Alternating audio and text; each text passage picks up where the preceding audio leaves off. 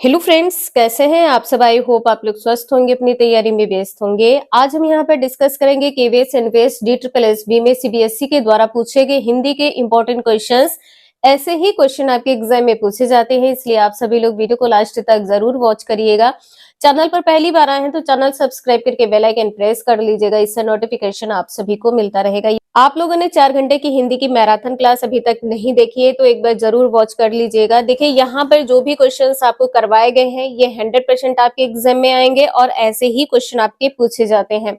तो चलिए स्टार्ट करते। क्वेश्चन यहाँ पर फर्स्ट दिया है, नेताजी ने कहा था इन्वर्टेड कॉमा तो मुझे खून दो मैं तुम्हें आजादी दूंगा, इस वाक्य में कौन सा चिन्ह लगा है।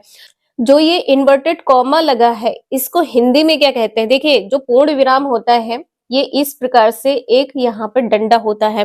अल्प विराम चिन्ह तो आप लोगों को पता है कि एक कॉमा लगता है इस प्रकार से।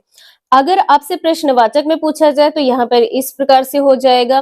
पूर्ण विराम में आपने यहाँ पर देखा, आप लोग कमेंट करके बताइएगा। अगर मान लीजिए इंग्लिश में आ जाए कि इंग्लिश में पूर्ण विराम का साइन क्या है, तो आप लोग कमेंट करके बताइए पूर्ण विराम का साइन इंग्लिश में क्या होगा।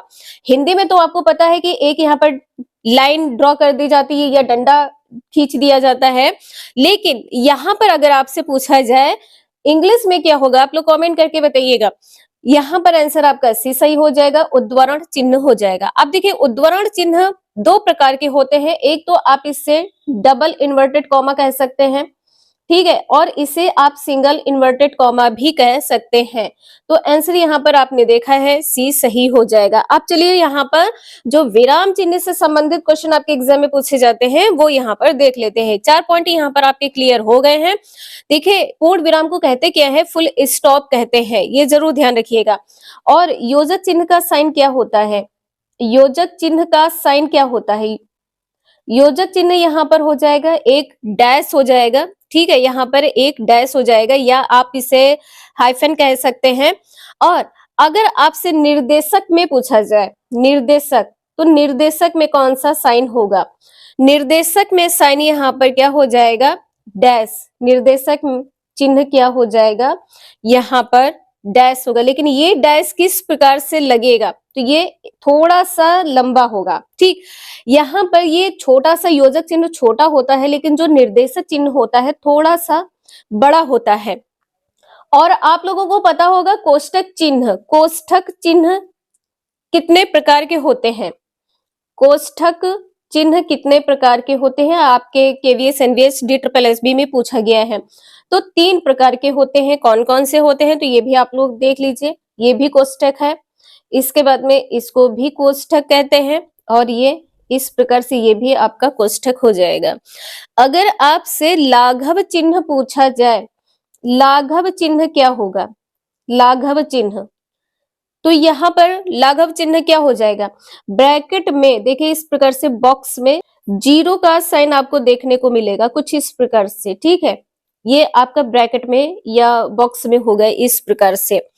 अगर आपसे हंस पद पूछ लिया जाए, आपको पता है कि हंस पद में किस प्रकार का साइन होगा, हंस पद में, तो यहाँ पर इस प्रकार का ये साइन होगा। इसको भी आप लोगों को याद रखना है, आपके एग्जाम में कई बार क्वेश्चन पूछा जा चुका है। और आपसे लोप निर्देशन चिन्ह पूछा जाए तो क्या होगा, देखिए यहाँ पर लोप निर्देशन चिन्ह, लोप निर्देशन चिन्ह क्या होगा, तो यहाँ पर डॉटेड में हो जाएगा, डॉट डॉट हो जाएगा, ठीक है।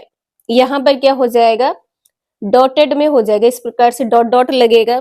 या तो यहाँ पर जब आप क्वेश्चन कंप्लीट कर लेते हैं, मान लीजिए आपका पेपर कंप्लीट हो चुका है, जो लास्ट का क्वेश्चन होता है उसके नीचे आप कुछ इस प्रकार से ड्रॉ कर देते हैं। और या तो आप इसमें प्लस प्लस प्लस प्लस कर सकते हैं, ठीक है। यहाँ पर प्लस प्लस का भी ये जो साइन है ये भी आपका लोप निर्देशन चिन्ह हो जाएगा। लोप निर्देशन चिन्ह कितने प्रकार के होते हैं, 3 प्रकार के होते हैं। ये एक छोटा सा टॉपिक था जो यहाँ पर आपका कंप्लीट हो गया। क्वेश्चन नंबर नेक्स्ट है, मैंने मेरे को सुधार लिया, वाक्य में किस प्रकार की अशुद्धि है। यहाँ पर मैंने मेरे को सुधार लिया, यहाँ पर ये क्या हो जाएगा, मैंने अपने आप को सुधार लिया या अपने को सुधार लिया। तो यहाँ पर जो मेरा है या मैं है या यहाँ पर मेरे हैं, अपने हैं, इस प्रकार के जो शब्द आते हैं ये सर्वनाम होते हैं। तो यहाँ पर त्रुटि सर्वनाम में थी। आंसर आपका यहाँ पर भी सही हो जाएगा। सर्वनाम में यहाँ पर क्या हो जाएगा, मैं है, मेरा है और अपने हैं, यहाँ पर अपने। तो लगेगा क्या, मैंने अपने आप को या अपने को सुधार लिया, यहाँ पर बी आंसर सही है।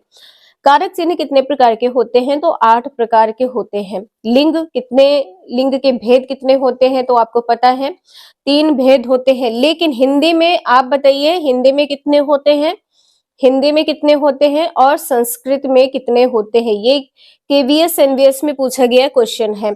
वचन कितने प्रकार के होते हैं, तो 2 प्रकार के होते हैं। हिंदी में आपसे पूछा जाए तो एक वचन है और बहुवचन है। अगर आपसे पूछा जाए कि वचन की पहचान आप कितने प्रकार से कर सकते हैं, तो 3 प्रकार से कर सकते हैं। किस प्रकार से, तो पहला तो आपका संज्ञा हो जाएगा, संज्ञा है। दूसरा आपका सर्वनाम है, संज्ञा शब्द, सर्वनाम शब्द। तीसरा आपका है क्रिया शब्द, तीसरा है क्रिया शब्द। तो आप इसको 3 प्रकार से पहचान सकते हैं, संज्ञा शब्द के द्वारा, सर्वनाम शब्द के द्वारा और क्रिया शब्द के द्वारा।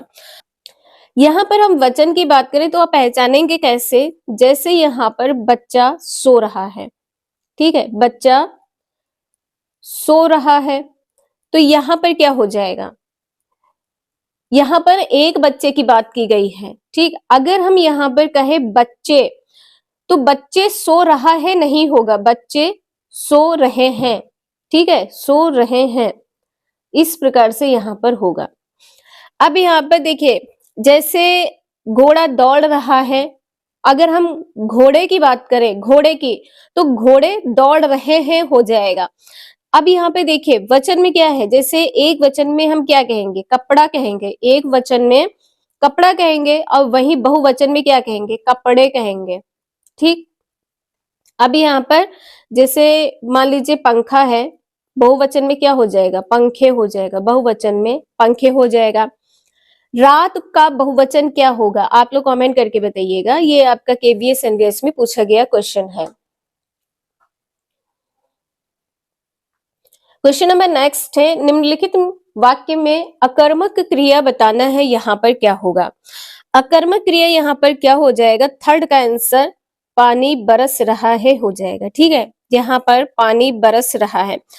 देखिए जो क्रिया का फल है ये किस पर पड़ना चाहिए, कर्ता पर पड़ना चाहिए, ठीक है, कर्ता मतलब क्रिया को करने वाला। अब यहाँ पर देखिए इसमें कर्म नहीं होता है, इसमें क्या है, कर्म नहीं है, तो किस प्रकार की क्रिया है, अकर्मक क्रिया है।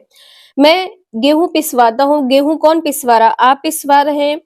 निबंध कौन लिख रहा है, श्याम लिख रहा है।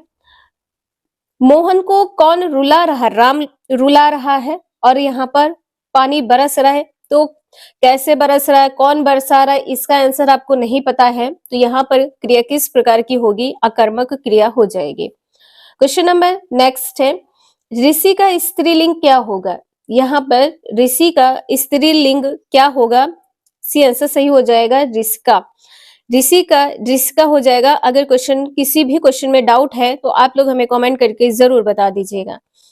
अभी आपने कारक देखा है, आपको बताया था कि कारक कितने प्रकार के होते हैं, तो 8 प्रकार के कारक होते हैं। अभी आपने देखा है कारक कितने प्रकार के हैं या कितने कारक के कितने भेद है, तो 8 भेद होते हैं। क्वेश्चन दिया है बच्चे बस से पाठशाला जाते हैं, इस वाक्य में कौन सा कारक है, तो देखिए किससे जाते हैं, बस से जाते हैं, आंसर आपका यहाँ पर भी सही हो जाएगा, करण कारक हो जाएगा। देखिए यहाँ पर पहला यहाँ पर आपका कर्ता हो जाएगा, तो कर्ता ने हो जाएगा, कर्ता ने कर्म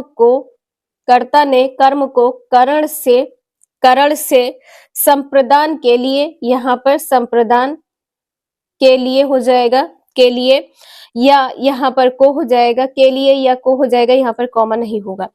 इसके बाद में अपादान, यहाँ पर क्या हो जाएगा, अपादान आप लोग कमेंट करके बताइएगा, अपादान आप लोग कमेंट करके जरूर बताइएगा।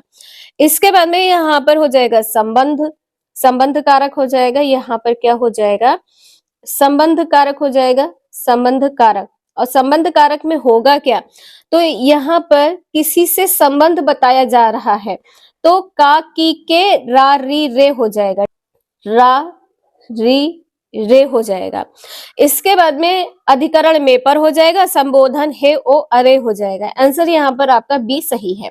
क्वेश्चन नंबर नेक्स्ट है, निम्नलिखित में कौन तद्भव शब्द है? तद्भव शब्द यहाँ पर सूरज हो जाएगा, ठीक है। तद्भव शब्द यहाँ पर क्या हो जाएगा? सूरज हो जाएगा। सूरज का तत्सम शब्द क्या है? सूरज का तत्सम शब्द सूर्य है। सूर्य किस प्रकार का शब्द है? तो यहाँ पर तत्सम शब्द है, तत्सम शब्द है। देखिए यहाँ पर दिनकर, प्रभाकर, दिवाकर, ये सभी क्या है? ये सभी आपके तत्सम शब्द है। ये किस प्रकार के शब्द हैं? तो तत्सम शब्द है। क्वेश्चन नंबर नेक्स्ट है, प्रत्याशा शब्द में उपसर्ग है। तो देखिए उपसर्ग क्या होता है? तो उपसर्ग शब्द के पहले लगता है। उपसर्ग शब्द के पहले लगता है। तो प्रति, प्रति प्लस आशा, प्रत्याशा, प्रति प्लस आशा। आंसर आपका यहाँ पर सी सही हो जाएगा, ठीक है। प्रति प्लस आशा। इसी प्रकार से प्रत्येक, इसी प्रकार से है यहाँ पर प्रत्येक है, हर एक है, हर एक, हर एक, ये भी आपका क्या हो जाएगा? उपसर्ग हो जाएगा। नेक्स्ट है, उत्थान का विलोम क्या होता है? उत्थान का पतन होता है, उत्थान का पतन होता है। ये क्वेश्चन आपका EMRS में पूछा गया है। प्रस्थान का मतलब क्या होता है? देखिए जो गया हो, ठीक है, वो प्रस्थान हो जाएगा। जो आ रहा हो उसका आगमन हो जाएगा। प्रस्थान का यहाँ पर क्या हो जाएगा? आगमन हो जाएगा। प्रस्थान का आगमन हो जाएगा। विस्थापन का यहाँ पर क्या हो जाएगा? विस्थापन का यहाँ पर संस्थापन हो जाएगा। विस्थापन का यहाँ पर संस्थापन हो जाएगा।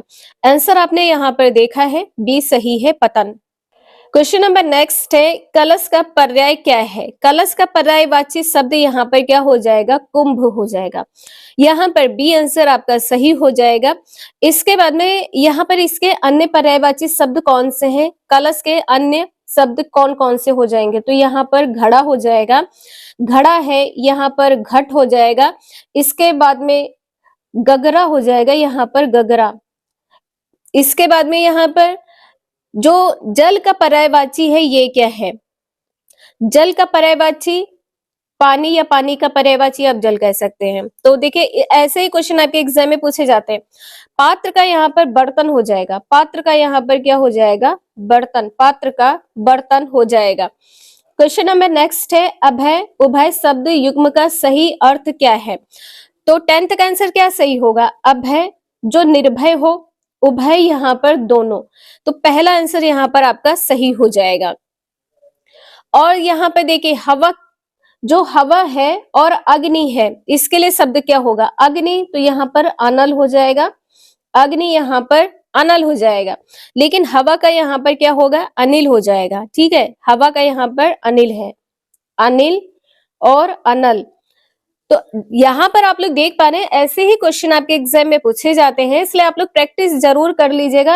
आपका एग्जाम 10th और 11th जनवरी को होने वाला है। क्वेश्चन नंबर नेक्स्ट है, दोपहर के बाद का दिन डैश कहलाता है क्या? देखिए पूर्वाह्न क्या होता है? पहले का समय होता है। अपराह्न क्या होता है? ये दोपहर के बाद का समय होता है, अपराह्न। आंसर यहाँ पर आपका बी सही हो जाएगा। पहले अगर आपसे पूछता, यहाँ पर बाद पूछा गया है, आपसे अगर पहले पूछता तो यहाँ पर पूर्वाह्न हो जाता। तो अपराह्न यहाँ पर आंसर बी सही है। मध्याह्न यानी कि मध्य का, दोपहर का जो समय है, आपसे एग्जैक्ट समय पूछा जाए, दोपहर का समय, ठीक है, दोपहर का समय मध्याह्न हो जाएगा, दोपहर का समय मध्याह्न हो जाएगा। नेक्स्ट है, वीरोचित में कौन सी संधि है और इसका संधि विच्छेद किस प्रकार से करेंगे? तो वीरोचित में होता क्या है? वीर प्लस उचित होता है, उचित। तो वीर प्लस उचित यहाँ पर पहला आंसर सही है। औचित नहीं होगा, वी प्लस उचित ये भी गलत है। वीरा तो बिल्कुल भी यहाँ पर नहीं होगा। संधि कौन सी है? देखिए यहाँ पर ओ की मात्रा है। आपको बताया था कि अगर मात्रा ए की हो या ओ की मात्रा हो या अर हो तो संधि किस प्रकार की होगी?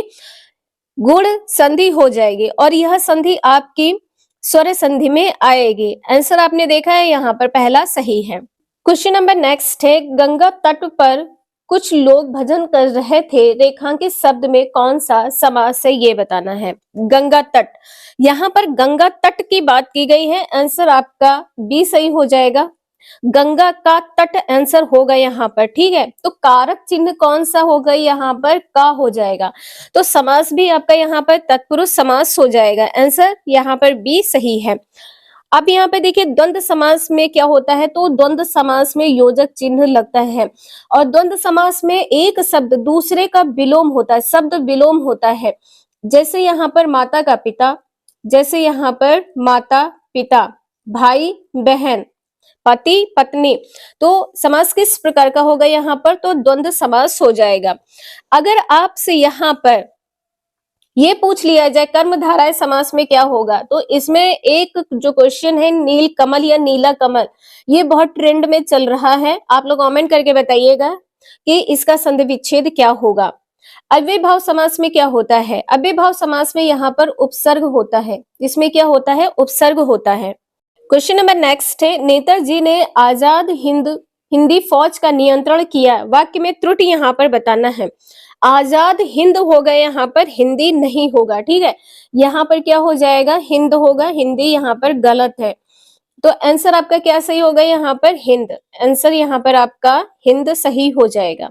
तो यहाँ पर पहला आंसर आपका सही है, नेताजी ने आजाद हिंद फौज का नेतृत्व किया, आंसर आपका यहाँ पर सही होगा। लेकिन यहाँ पर आपका फुल स्टॉप भी लगेगा, जरूर ध्यान रखिएगा। क्वेश्चन नंबर नेक्स्ट है, आधा तीतर आधा बटेर। आधा तीतर आधा बटेर मुहावरा है, इसका अर्थ यहाँ पर बताना है क्या सही होगा। तो बेमेल चीजों का मिश्रण हो जाएगा। यहाँ पर देखिए अगर मान लीजिए आपको मुहावरा लोकोक्ति नहीं पता है, तब यहाँ पर देखिए आधा आधा की बात की गई है ना, पर कुछ भी कंप्लीट नहीं है, ठीक है। आधा तीतर आधा बटेर मतलब दोनों चीजों का मिश्रण है, यहाँ पर बेमेल हो जाएगा, बेमेल चीजों का मिश्रण, बी आंसर सही है। नेक्स्ट है, नई नई बहू अभी से अपने पति को उंगलियों पर नचाने लगी है। तो यहाँ पर क्या पूछा गया है, उंगली पर नचाना। उंगली पर नचाने का अर्थ यहाँ पर क्या हो जाएगा, वश में रखना हो जाएगा। आंसर आपका पहला सही हो जाएगा, वश में रखना। बहुत काम करना नहीं है, यहाँ पर इशारा देना नहीं है, संतरास देना ये भी नहीं है। इसके बाद में जैसा कि आपने देखा है, यहाँ पर आपको एक गद्यांश या पद्यांश देखने को जरूर मिलेगा और यहाँ पर 3 से 4 नंबर के क्वेश्चन पूछे भी जाते हैं। तो क्वेश्चन नंबर 17 एवं 18 में आपको बताना है आंसर यहाँ पर क्या सही होगा। तो सबसे पहले आप लोग यहाँ पर क्वेश्चन पढ़ लीजिए। कवि किसका महत्व नहीं समझ पा रहा था, किसका महत्व नहीं समझ पा रहा था, आंसर यहाँ पर आपका क्या सही होगा। देखिए, ओह समय पर इतनी फलियां फूटी, कितनी सारी फलियां, कितनी प्यारी फलियां, यह धरती कितना देती है, धरती माता कितना देती है अपने प्यारे पुत्रों को। ना समझ पाया था, ठीक है, ना समझ पाया था, तो किसके बारे में, धरती माता के बारे में। आंसर यहाँ पर क्या होगा, धरती माँ हो जाएगा, बी आंसर यहाँ पर सही है। क्वेश्चन नंबर नेक्स्ट है, मानवता की सुनहली फसलें कब उगेंगी ये बताना है। 18th का आंसर यहाँ पर क्या सही होगा, कब उगेंगी। देखिए यहाँ पर इसमें जन की क्षमता के दाने बोने हैं, यहाँ पर दाने बोने की बात की गई है, जिससे उगल सके फिर धूल सुनहली फसलें। आंसर आपका यहाँ पर जब समता और क्षमता के बीच बोए जाएंगे, आंसर यहाँ पर बी सही है। क्वेश्चन नंबर नेक्स्ट है, यहाँ पर आपको बताना है क्या सही होगा। बघेली बोली का संबंध हिंदी की बोलियों के किस वर्ग से है। वर्ग पूछा गया है तो यहाँ पर पूर्वी हिंदी हो जाएगा। वर्ग कौन सा है, पूर्वी हिंदी है। और यहाँ पर अगर आपसे ये पूछा जाए कि पूर्वी हिंदी से किन बोलियों का विकास हुआ है, यहाँ पर आप बघेली आपने देख लिया है, इसके बाद में अवधी है, इसके बाद में अवधी है और छत्तीसगढ़ी है, इसके बाद में यहाँ पर छत्तीसगढ़ी भी हो जाएगा, छत्तीसगढ़ी। तो ये 3 बोलियां हैं, याद रखिएगा, आपके एग्जाम में कई बार पूछा जा चुका है।